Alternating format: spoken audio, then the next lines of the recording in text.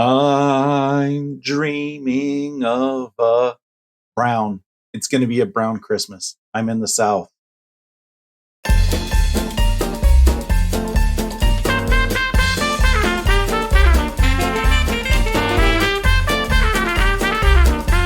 So I realized this morning that I have not told you the story of the cats. You've had, story of how I've got into quilting. You have a couple quilt stories.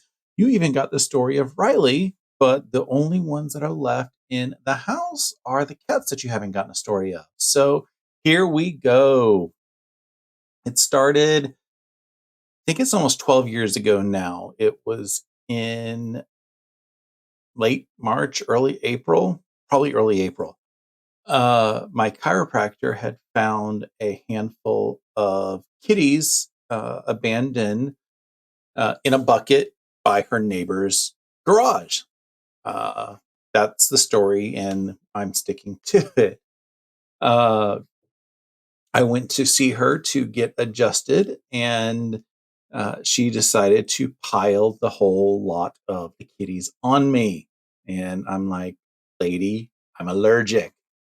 The good thing is, when kitties are young, they don't have the dander that causes people to sniffle up or anything. So I really was fine.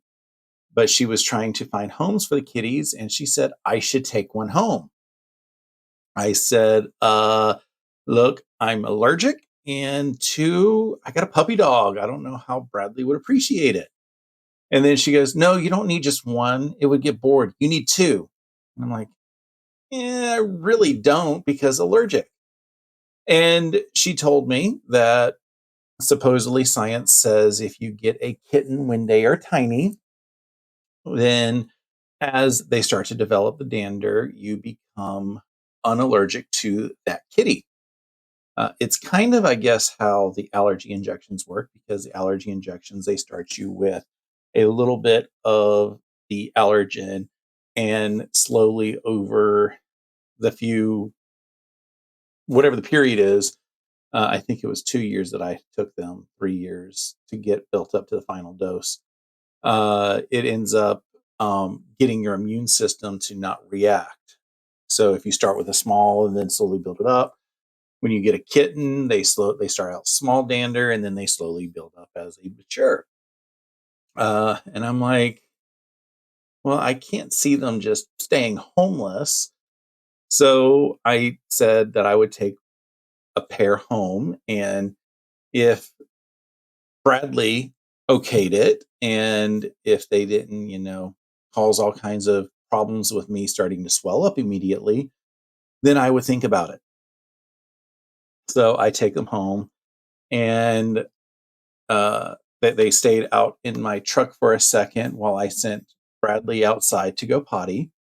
Then I grabbed the box, and Bradley looks and he goes, "You got something for me? You got something for me? You got something for me?" And I'm like, not exactly. So I pull the first one out, Percy, and Percy looks at Bradley and is like, okay, yeah, whatever. And they were fine. I pulled out Josie, and uh, yeah, Josie was not happy. There was a lot of hissing.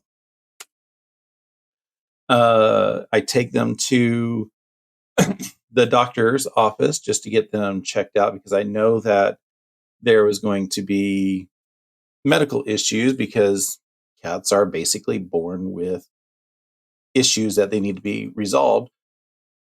And the doctor, I was told one of them was a boy, one of them was a girl, Percy, Josie. So I said, I don't know if I'm going to be able to keep them because I'm allergic. If I can't keep them, I would be happy to foster them until we can find forever homes. And the doctor was head of the Homeless Pets Foundation, and he thought that that was a good idea, knowing that, I would fail immediately. Uh, Took them home, and slowly the tension between Josie and Bradley slowly went away. It took several weeks before everybody started to acknowledge that the other could live in the house. Bradley was fine. It was just Josie was very, very unhappy. Uh, Throughout the visits, we had, Percy and Josie, and they slowly got up and everything in their weight. And it got to the point that I had to drop them off to be spayed and neutered. So I dropped them off, and I get a call a little bit later from the doctor's office, and they said, "Are you sitting down?" And I was like, "What'd you do to my cats? My cats, they better be in one piece, right?" And she goes, "Yeah, everything is fine. Everything is fine, except there's this one little situation." I'm like, "Okay, what's going on?" Apparently, Josie was a he. Uh, I guess it's very difficult to tell with cats as it is. And he was, the term I believe was cryptorchid, where only half of them descended. Uh, and because it's already hard to tell, and he didn't have both of them out there to show, it made it very difficult. So the assumption was he was female. And luckily they were able to catch it before they started the whole procedure as a spay. I mean, they still had to slice him open because they had to go fetch the undescended item and everything. So I was like, okay, I need to come up with another name because Josie, all I could think of was Josie and the Pussycats, which I think is where that name came from. They were named when I got them. And so I got home, and when I went to go pick them up, I said, okay, we're changing his name to Jesse because I want a name that sounds kind of like Josie, because he was starting to do a little bit of responding to the name. But I also wanted to keep it kind of androgynous because I joke that he is my tranny cat because he started out as a girl and decided to turn into a boy. So that part is kind of hilarious. But then the whole story gets to be a little cooler. So growing up, my grandmother taught us this Polish lullaby.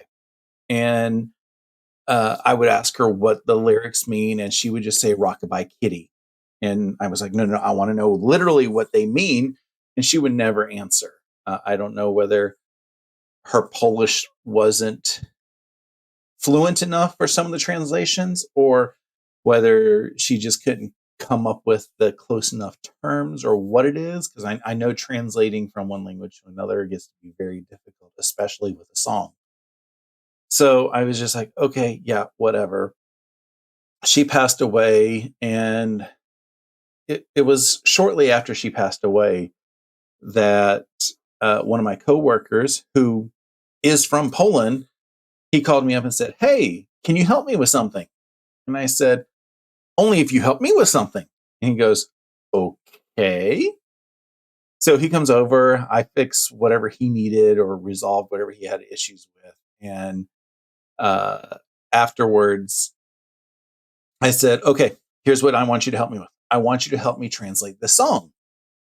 And he just looks at me and is like, "It's a lullaby. And I know that my interpretation of the words is probably not good because it's a young kid's interpretation of what his grandmother was saying. And when you associate foreign words with English words, you're going to get a little muddled."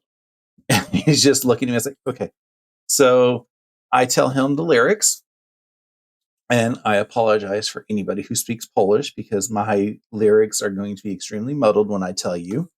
The lullaby goes, "Ah, kaczkiwa, szare wóre obydwa."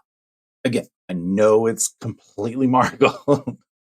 uh, and he didn't quite catch what I said. Um, I think he thought duck at first, and we were trying a few things, and he goes, "Well, maybe you said this," and we do a Google search, and it came up with the song. And I was excited. And not only that, but it came up with the translation of the song. And that's where it gets kind of cool because the translation is about two kittens that are gray and lost and alone, but they end up finding their way to a home. And I was like, but that's the story of Jesse and Percy because they're two gray kittens. They were lost, alone, and then they got into a loving home. So I found it kind of amusing and cool that from a very young age, I was singing about Jesse and Percy, who eventually came into my life and have been a wonderful addition to the family, even though they try to kill me often. But, that's what cats do. So, do you have any cool kitty cat stories? I would love to hear them down in the comments below. Until tomorrow, Merry Vlogmas!